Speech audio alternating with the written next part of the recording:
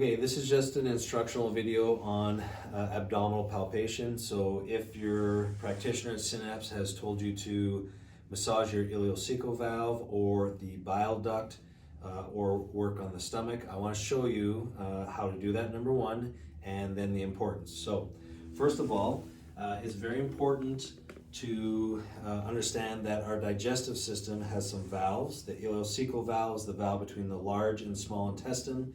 When it becomes dysfunctional, we can start to get things not being passed like they're supposed to, or backing up. Even bacteria can start to grow up into the small intestine where all of our nutrients are absorbed. So it's important to just identify where these areas are. The first thing we're going to look at is the ileocecal valve.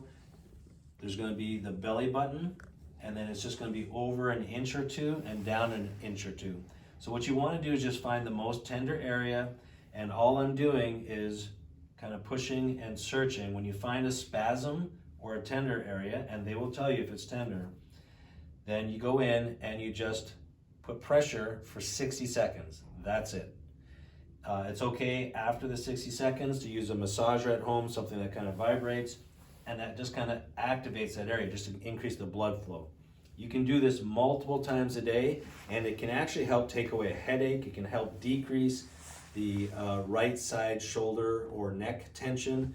When this is spasm for long periods of time, it can cause a lot of weird symptoms, including swelling in the arms and legs, mimicking sciatica or carpal tunnel. It can cause headaches. It can cause right side neck pain or tension. We call that a viscerosomatic reflex. The next section is the gallbladder or bile duct, to be more accurate. When it is inflamed, it can spasm and pull things up, and a lot of times it will refer to the right shoulder and the ribs will go off.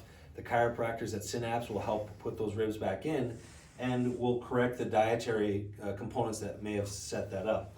But to actually get in there, you go underneath the rib cage here and just put pressure just like the valve, but this time you want to start almost milking it or pulling it down towards the opposite hip.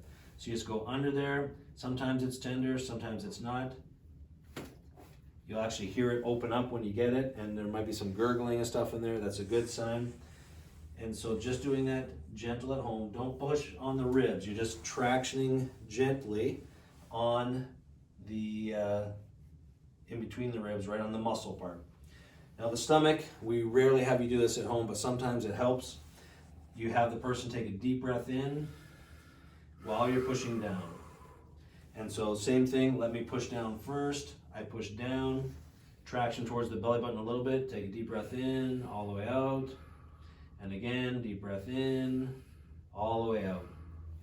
Just having the person breathe as you're holding that pressure, sometimes the stomach gets caught on the diaphragm, which is a muscle, and all you're doing is tractioning the stomach down. If you hear a little pop, don't worry, that's a good thing. 95% of the time you won't hear a thing, except for maybe you'll feel the stomach and the gurgling open up underneath.